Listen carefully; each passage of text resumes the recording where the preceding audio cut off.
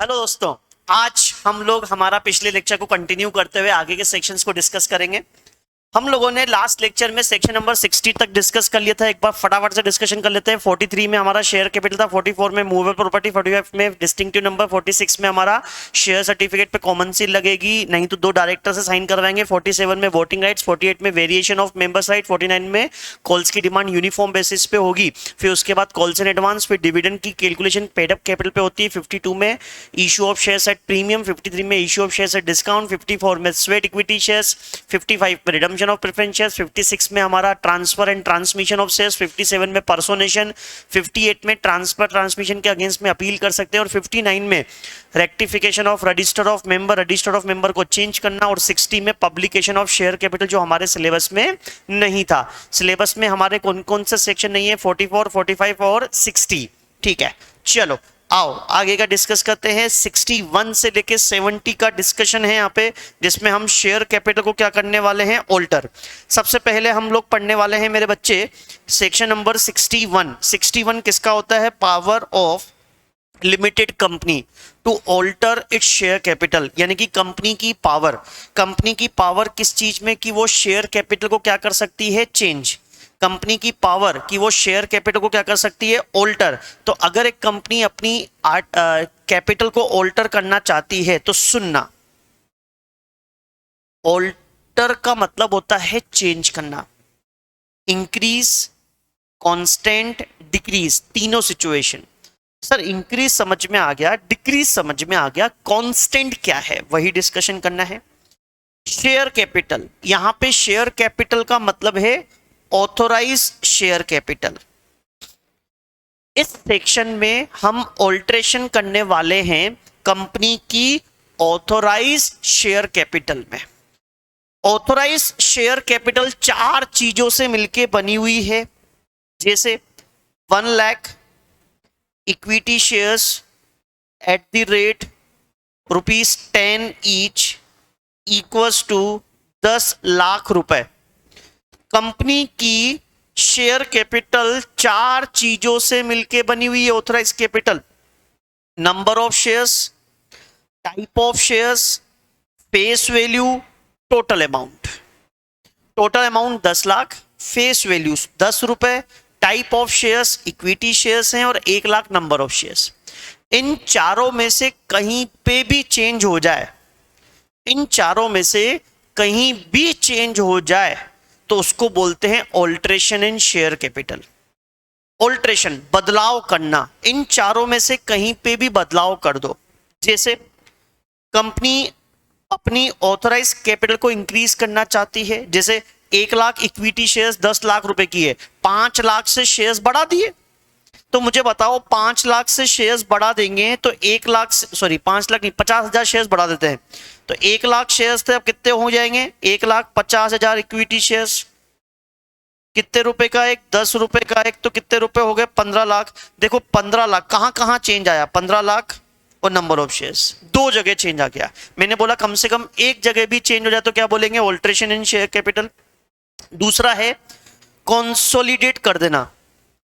Consolidate मतलब छोटे छोटे शेयर्स को एक बड़ा सा रूप दे देना। मतलब आपके पास छुट्टे पैसे पड़े हैं, उसका बंधा हुआ नोट ले लो। मतलब 10-10 रुपए के शेयर है, कंपनी ने वो शेयर्स कितने का बना दिया? 100 रुपए का। 10-10 वाला शेयर कितने का बना रही है कंपनी? 100 रुपए का। तो फर्क कहां पड़ेगा मुझे बताओ? बंधा हुआ नोट लेते हैं तो अमाउंट तो वही रहता है ना, 10 लाख। अभी आपके कितने हैं? 10 लाख, 10 लाख ही रहेंगे, लेकिन फर्क कहां पड़ेगा? नंबर ऑफ शेयर्स पे। 1 लाख के शेयर्स कितने हो जाएंगे? 10,000। तो कहां कहां चेंज आया? 10,000 और फेस वैल्यू। क्या टोटल अमाउंट पे फर्क पड़ा? नहीं। तभी तो मैंने बोला कांस्टेंट रहेगा तो भी ऑल्ट्रेशन है। यहां कंपनी अपने फुल्ली पेड अप शेयर्स को स्टॉक में कन्वर्ट करना चाहती है, तो मैंने पहले ही डिस्कस कर चुका हूं आप लोगों के साथ कि फुल्ली पेड अप शेयर्स को कंपनी किस में कन्वर्ट कर सकती है? स्टॉक में कन्वर्ट कर सकती है। या सब डिवाइड करना। सब डिवाइड मतलब कंसोलिडेट का अपोजिट। कंसोलिडेट का अपोजिट का मतलब होता है जैसे 10-10 वाला शेयर है, कंपनी ने उसको 1-1 रुपए वाला शेयर बना दिया, रहेंगे 10 लाख रुपए के ही। ठीक है, तो ये कितने हो जाएंगे मेरे बच्चे? 10 लाख शेयर्स। तो कहां कहां फर्क पड़ा? एक नंबर ऑफ शेयर्स पे फर्क पड़ा, एक फेस वैल्यू पे फर्क पड़ा। तो ये क्या हो गया मेरे बच्चे, सब डिवाइड, यानी कि कंपनी सब डिवाइड भी कर सकती है मेरे बच्चे, या कंपनी कैंसिल कर सकती है। लेकिन कैंसिल कौन से शेयर्स, अनइशूड या फिर अनसब्सक्राइब। सर ऐसा क्यों, सिर्फ ये दो शेयर्स ही क्यों कैंसिल कर सकते हैं? अनइशूड का मतलब होता है ऐसे शेयर्स जो कंपनी ने अभी तक पब्लिक में इशू नहीं किए। अच्छा देखो, एक बंदे को मेंबर बना लिया तो मेंबर को आप हटा नहीं सकते जब तक कि उसने मिसकंडक्ट ना किया हो। मेंबर का मेंबर बने रहना फंडामेंटल राइट से, section number 6 overriding effect of companies act, कि मेंबर को आप निकाल नहीं सकते। यदि कैंसिल करने हैं शेयर्स तो हम पेड अप कैपिटल को कैंसिल नहीं कर सकते, लेकिन हम अनइशूड जो हमने इशू नहीं किए, मतलब उससे हमारी पेड अप पे, कंपनी के एग्जिस्टिंग मेंबर पे कोई फर्क नहीं पड़ेगा, उनकी मेंबरशिप समाप्त नहीं कर रहे, तो हम वो कर सकते हैं कैंसिल। या अनसब्सक्राइब जो पब्लिक ने खरीदे नहीं है। सिर्फ ये दो तरह के हम क्या कर सकते हैं, कैंसिल। इनमें से कोई भी काम करना है तो आपके आर्टिकल ऑफ एसोसिएशन में क्या होना चाहिए, प्रोविजन। इसके लिए आपको पास करना पड़ेगा ऑर्डिनरी रिजोल्यूशन, और आपको ऑल्ट्रेशन करना पड़ेगा आपके एमओए में। एमओए का कौन सा क्लोज मेरे बच्चे, कैपिटल क्लोज, क्योंकि ऑथराइज कैपिटल चेंज हो रही है ना, तो एमओए का कैपिटल क्लोज क्या हो जाएगा मेरे बच्चे, चेंज। और ध्यान रखना इसमें एनसीएलटी की अप्रूवल नहीं लेते। इस टॉपिक में NCLT, national company law tribunal की अप्रूवल नहीं लेते। यदि डी वाले पॉइंट में और बी वाले पॉइंट में उनके वोटिंग राइट्स चेंज हो गए, देखो टोटल नंबर ऑफ शेयर्स तो वही है 10 लाख 10 लाख, अगर आपने इसमें चेंज कर लिया तो एनसीएलटी की अप्रूवल लगेगी। ये रहा, ठीक है। और ये सब होने के बाद एक फॉर्म फाइल करना पड़ेगा SH7, किसके पास, आरओसी के पास। कितने दिन में मेरे बच्चे, विद इन 30 डेज में। ये कौन सा सेक्शन बोलता है, सेक्शन नंबर 64। सेक्शन नंबर 64 बोलता है SH7। अब ये SH7 क्या है, आरओसी को इन्फॉर्म करना कि हमने अपनी ऑथराइज कैपिटल को ऑल्टर कर लिया। बेटा ध्यान रखना SH7 न केवल ऑल्ट्रेशन में बल्कि प्रेफरेंस शेयर्स के रिडम्पशन में भी फाइल होता है, ठीक है। अब अगला सेक्शन आता है 62। 62 किसका होता है मेरे बच्चे, फर्दर इशू ऑफ शेयर्स। अगर एक कंपनी एक बार शेयर्स इशू कर चुकी है, अभी दूसरी तीसरी चौथी बार शेयर्स इशू करना चाहती है, तो उसका ऑब्जेक्टिव क्या होता है, सब्सक्राइब कैपिटल को इंक्रीज करना। तो इस सेक्शन का पर्पस क्या है, सब्सक्राइब कैपिटल को इंक्रीज करना। 3 तरीके से सब्सक्राइब कैपिटल को इंक्रीज कर सकते हैं, राइट इशू, प्रेफरेंशियल इशू और ESOS। Section number 62 subsection number 1 clause number A होता है right issue, clause number B होता है ESOS employee stock option scheme, और सी वाला क्या होता है मेरे बच्चे, प्रेफरेंशियल अलॉटमेंट। ध्यान से देखना, एग्जाम में प्रेफरेंशियल अलॉटमेंट आ जाए तो प्रेफरेंस शेयर्स मत लिख के आना, प्रेफरेंस शेयर्स अलग था, प्रेफरेंशियल अलॉटमेंट अलग है। तो पहले हम डिस्कस करते हैं राइट इशू के बारे में। राइट इशू का सेक्शन है 62 सबसेक्शन नंबर 1 क्लोज नंबर ए। राइट इशू क्या बोलता है कि कंपनी अगर अपने एग्जिस्टिंग शेयर होल्डर को क्या देना चाहती है, शेयर्स। अगर एक कंपनी अपने एग्जिस्टिंग शेयर होल्डर्स को क्या देना चाहती है, शेयर्स। एग्जिस्टिंग भी कौन से, इक्विटी शेयर होल्डर, तो उसी को हम क्या बोलते हैं, राइट इशू। ध्यान रखना इक्विटी शेयर होल्डर के पास ये प्रीएम्प्टिव राइट होता है। प्रीएम्प्टिव का मतलब पहला अधिकार होता है कि कंपनी जब भी शेयर्स इशू करेगी सबसे पहले किसको देगी, अपने एग्जिस्टिंग इक्विटी शेयर होल्डर को। और इसके लिए क्या पास करना पड़ेगा, ऑर्डिनरी रिजोल्यूशन। क्या पास करना पड़ेगा, ऑर्डिनरी रिजोल्यूशन। चलो अब कंपनी कैसे देगी इनविटेशन। इनविटेशन से पहले कंपनी सबसे पहले आपको राइट इशू में शेयर्स दे रही है तो पहले इनविटेशन तो देगी। इनविटेशन को बोलते हैं लेटर ऑफ ऑफर। क्या बोलते हैं, लेटर ऑफ ऑफर। और ये लेटर ऑफ ऑफर किसको दिया जाएगा, कंपनी अपने सारे मेंबर्स को देगी। सारे मेंबर लेटर ऑफ ऑफर को पढ़ेंगे। लेटर ऑफ ऑफर पढ़ने के बाद अगर मेंबर इंटरेस्टेड है, ध्यान रखना इसमें आपके पास राइट है, चाहो तो खरीदो चाहो तो मत खरीदो, ऑब्लिगेशन नहीं है। अगर आप लोगों ने खरीद लिए तो वेरी गुड। आप चाहो तो मना भी कर सकते हो, यानी कि डिक्लाइन। आप चाहो तो अपना ये राइट किसी को रिनाउंस भी कर सकते हो, अपने दोस्त वगैरह को बोल सकते हो कि भाई तू भी खरीद सकता है, सस्ते रेट में मिल रहे हैं, है ना, मैं तेरे को अपना राइट देता हूं। तो ऐसे रिनाउंस भी कर सकते हैं। ठीक है, जैसा भी है आपको कंपनी को रिप्लाई देना है। कितने दिन में रिप्लाई देना है सर? वैसे नॉर्मल टाइम 15 से 30 दिन का होता है, लेकिन वो 15 दिन में अमेंडमेंट आ गया है, अब वो कितना दिन हो गया है? 7। तो मिनिमम 7 दिन के लिए ओपन रहेगा, मैक्सिमम 30 दिन के लिए ओपन रहेगा।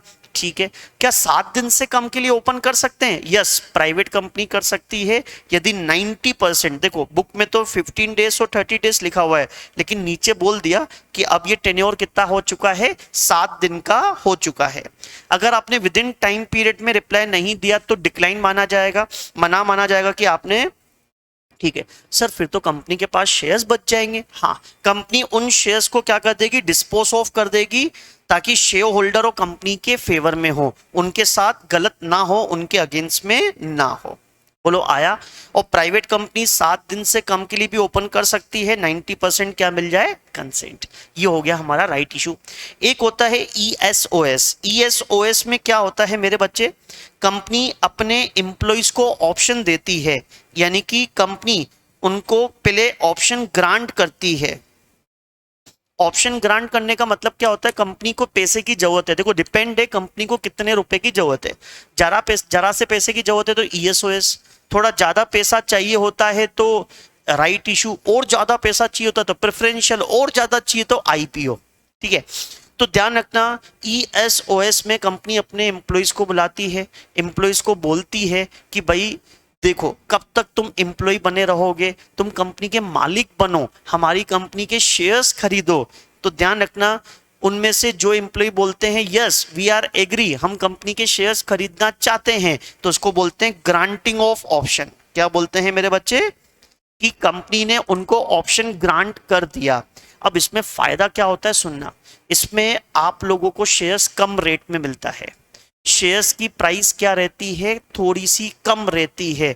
जैसे मान लो मार्केट में 200 रुपए का अभी शेयर चल रहा है, तो आपको शायद 100 रुपए 80 रुपए में ही मिल जाए यहाँ पे share. Sir hand to hand मिल जाएगा? नहीं बेटा, यहाँ पे शेयर्स मिलता है फ्यूचर डेट पे, यानी कि ये कंपनी की टेक्निक है आपको कंपनी में रिटेन करने की। तो यानी कि ध्यान रखना, इसमें 12 महीने का वेस्टिंग पीरियड रहता है मिनिमम, 1 साल का, मतलब 1 साल का मिनिमम वेस्टिंग पीरियड है, यानी कि इतना समय तो आपको कंपनी में बिताना ही पड़ेगा। इतना अगर 12 महीने का समय आपने कंपनी में बिता दिया, उसके बाद चालू होता है एक्सरसाइज पीरियड। एक्सरसाइज पीरियड में आप शेयर्स पैसे ले आओ और शेयर्स ले जाओ, फिर आपको क्या हो जाएगा? अलॉटमेंट हो जाएगा, फिर आप कंपनी के क्या बन जाओगे? Share holder. तो यानी कि अगर उस वेस्टिंग पीरियड में, यानी कि एक तरह से वनवास है, 12 महीने का वनवास काटना पड़ेगा मिनिमम। अगर कंपनी ने ज्यादा बताया तो ज्यादा, अगर आप उस बीच में कंपनी छोड़ के चले जाते हैं तो आपको फ्यूचर डेट पे कोई शेयर्स मिलने वाले नहीं हैं। सर हम किसको किसी को रिनाउंस कर सकते हैं? नहीं, किसी को ट्रांसफर नहीं कर सकते। समझ में आया? सर मर गए तो मिल जाएंगे, परमानेंट इनकेपेसिटी हो गई तो मिल जाएंगे, अदरवाइज ठीक है। सर हम एक्सरसाइज पीरियड पे मना कर सकते, हमको नहीं चाहिए? हाँ बेटा, एम्प्लॉय स्टॉक ऑप्शन स्कीम, यहां पे आपके पास ऑप्शन है, चाहो तो लो चाहो तो मत लो। फ्यूचर डेट पे आप मना भी कर सकते हैं। लिस्टेड कंपनी होगी तो सेबी के रेगुलेशंस इसमें क्या करने पड़ेंगे? आप लोगों को फॉलो करने पड़ेंगे। बोलो यहां तक समझ में आया? ठीक है, फिर उसके बाद आगे क्या लिखा हुआ है इसके अंदर? हाँ, तो ईएसओएस में अपन लोगों ने शेयर्स दे दिए। सर इसमें लॉक इन पीरियड भी होता है क्या? लॉक इन पीरियड क्या होता है? इतने समय तक शेयर्स को बेच नहीं सकते, कंपनी चाहे तो बता सकती है, चाहे तो ना बताए।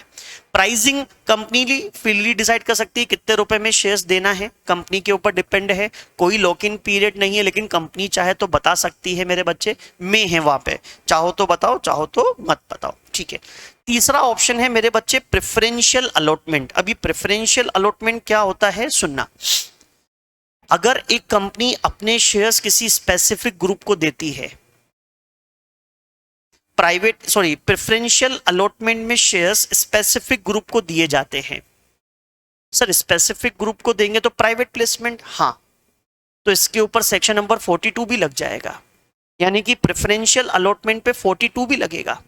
सर फिर प्राइवेट प्लेसमेंट और प्रेफरेंशियल अलॉटमेंट में डिफरेंस क्या निकला? प्राइवेट प्लेसमेंट में शेयर्स अपन कैश में इशू करते हैं, यहाँ पे आप कैश में भी इशू कर सकते हो अदर देन कैश, जैसे उसने गुडविल बढ़ाई, इंटेलेक्चुअल प्रॉपर्टी बढ़ाई, उसके बदले में, तो वो तो स्वेट इक्विटी शेयर्स होता है, हाँ, लेकिन आप स्वेट इक्विटी शेयर्स नहीं मान रहे तो वो क्या बन जाएगा? Preferential issue. सर एग्जैक्टली समझ में नहीं आ रहा प्रेफरेंशियल इशू, सुनना, प्रेफरेंशियल अलॉटमेंट या प्रेफरेंशियल ऑफर, इसका मतलब होता है जो right issue, bonus issue, ESOS, sweat, ADR, GDR नहीं है।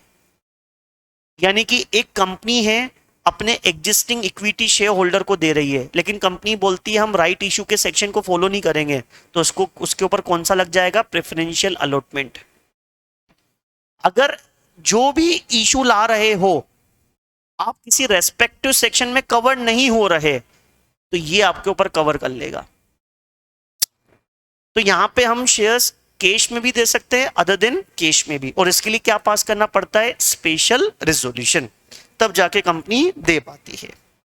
तो यहां पे सेक्शन नंबर 62 में हमने 3 टॉपिक पढ़े, एक राइट इशू पढ़ा, ईएसओएस पढ़ा और प्रेफरेंशियल अलॉटमेंट के बारे में हम लोगों ने यहां पे डिस्कस कर लिया। क्लियर है? तो क्या क्या देखा, सुनना, अगर एक कंपनी फर्दर इशू लाती है, फर्दर इशू लाती है तो इसका ऑब्जेक्टिव क्या होता है? इंक्रीज करना सब्सक्राइब कैपिटल को, सब्सक्राइब कैपिटल को इंक्रीज करना। सब्सक्राइब कैपिटल जो इंक्रीज करते हैं वो 3 तरीके से करते हैं, पहला राइट इशू, दूसरा ईएसओएस, तीसरा प्रेफरेंशियल अलॉटमेंट। राइट इशू में शेयर्स दिए जाते हैं इक्विटी शेयर होल्डर को और इसके लिए पास करना पड़ेगा ऑर्डिनरी रिजोल्यूशन। यहां पे शेयर्स देती है कंपनी एम्प्लॉय को या उसके डायरेक्टर को और इसके लिए कंपनी पास करेगी एसआर। और प्रेफरेंशियल अलॉटमेंट में कंपनी स्पेसिफिक ग्रुप को शेयर्स देगी और इसके लिए भी पास करना पड़ेगा एसआर। आया, समझ में आया? ठीक है।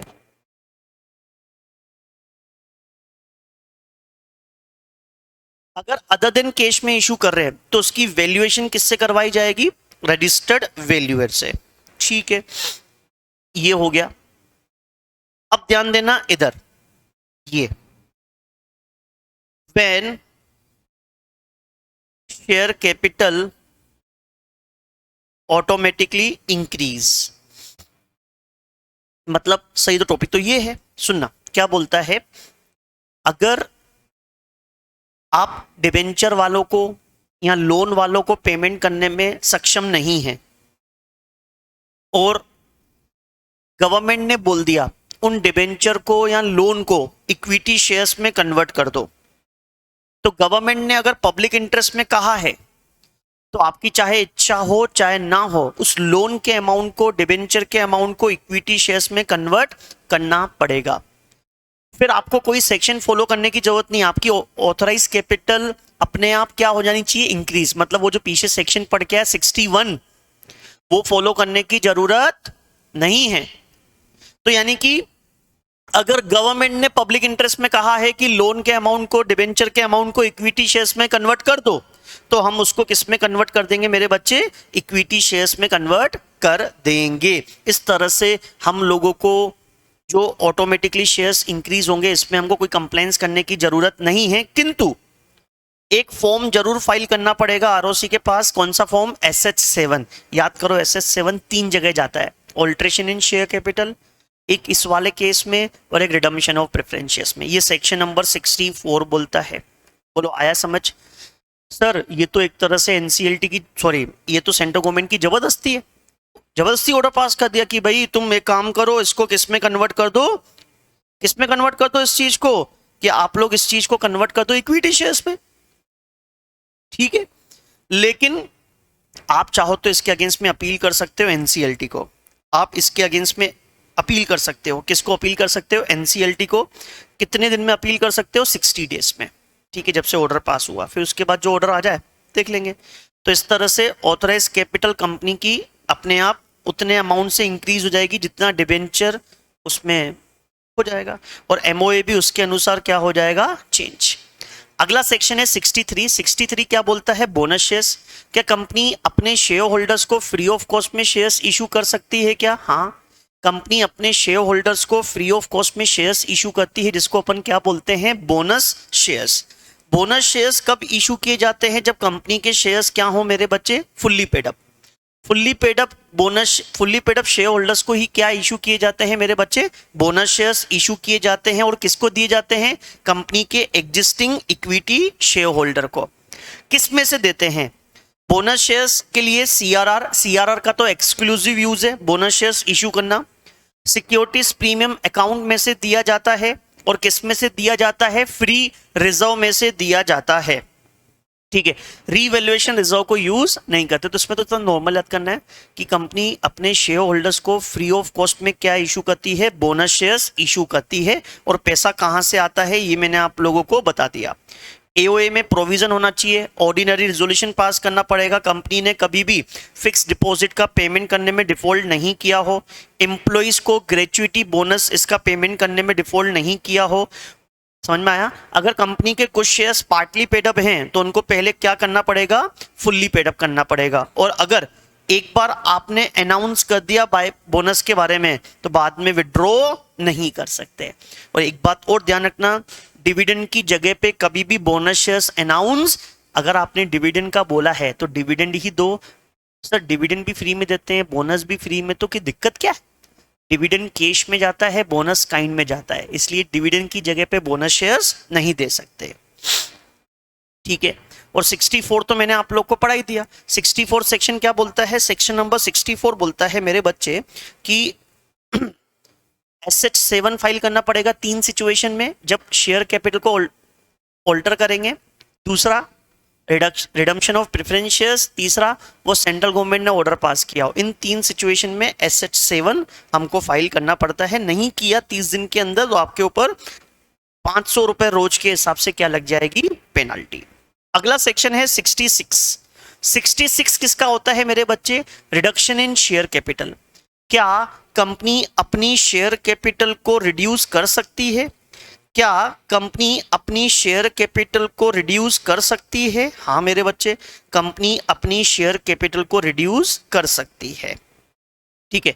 तो कंपनी अपनी शेयर कैपिटल को रिड्यूस करना चाहती है तो कंपनी के आर्टिकल ऑफ एसोसिएशन में क्या होना चाहिए? प्रोविजन।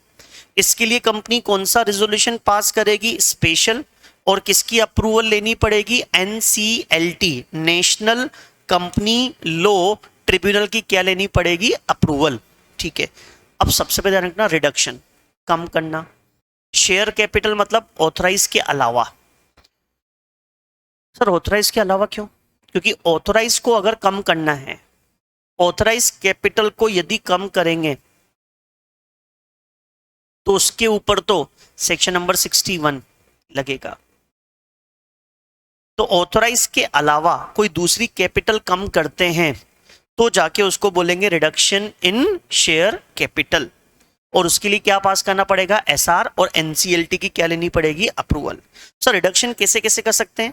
यदि कंपनी के शेयर्स फुल्ली पेड अप हैं तो उनको पे ऑफ करके, पे ऑफ मतलब हमारे पास एक्सेस में कैश रखा हुआ है तो हम सामने वाले को, शेयर होल्डर्स को कैश रिफंड कर देंगे। जैसे 10,000 इक्विटी शेयर्स 10 रुपए का एक 1 लाख रुपए, तो कंपनी उस 10 रुपए में से 2 रुपए रिफंड कर रही है तो कंपनी की लाइबिलिटी कम हो जाएगी।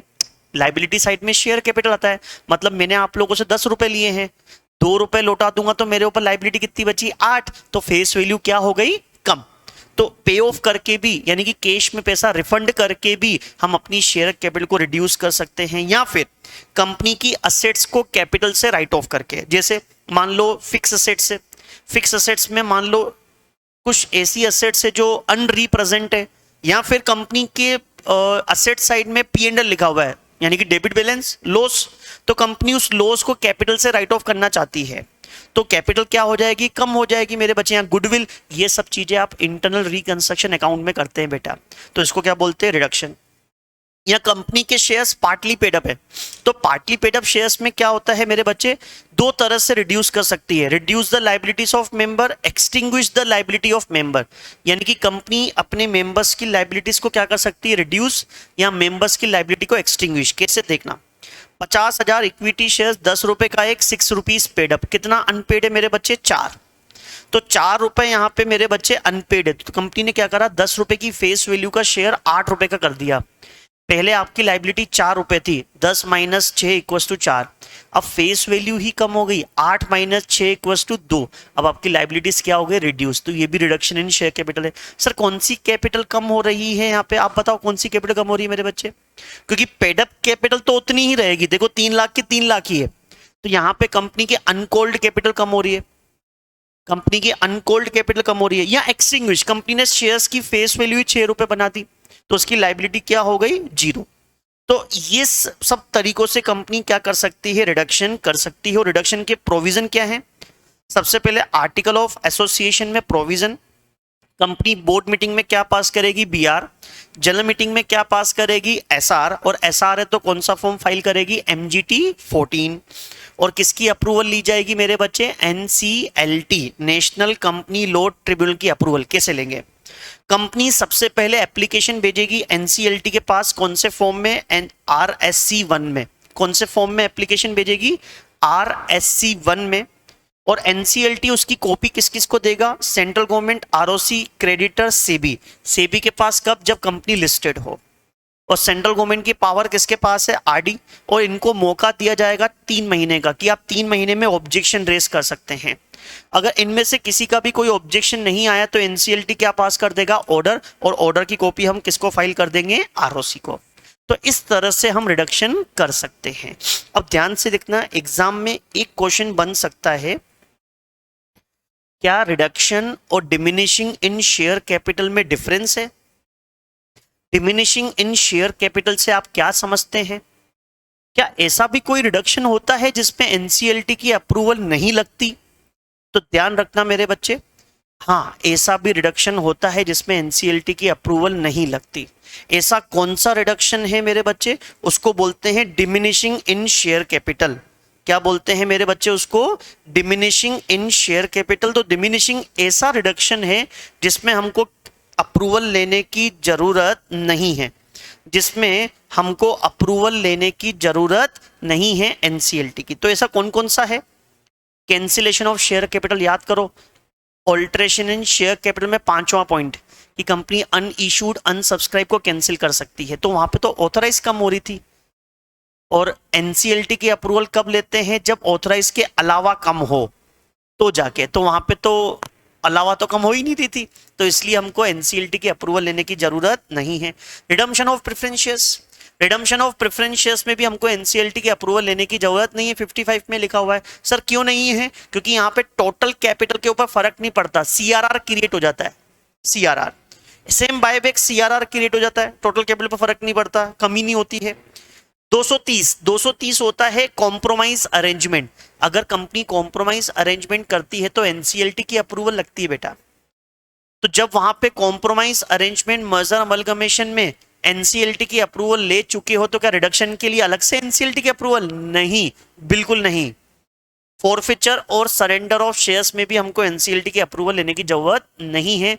इनको डिमिनिशिंग, हाँ कंपनी की नोट्स टू अकाउंट में जो अपन शेयर कैपिटल लिखते हैं वहां पे इक्विटी कैपिटल का अमाउंट तो कम होगा लेकिन टोटल कैपिटल पर फर्क नहीं पड़ता, इसलिए इसको डिमिनिशिंग बोलते हैं, रिडक्शन नहीं बोलते हैं। दैट मींस इसमें हमको एनसीएलटी की अप्रूवल लेने की जरूरत नहीं है।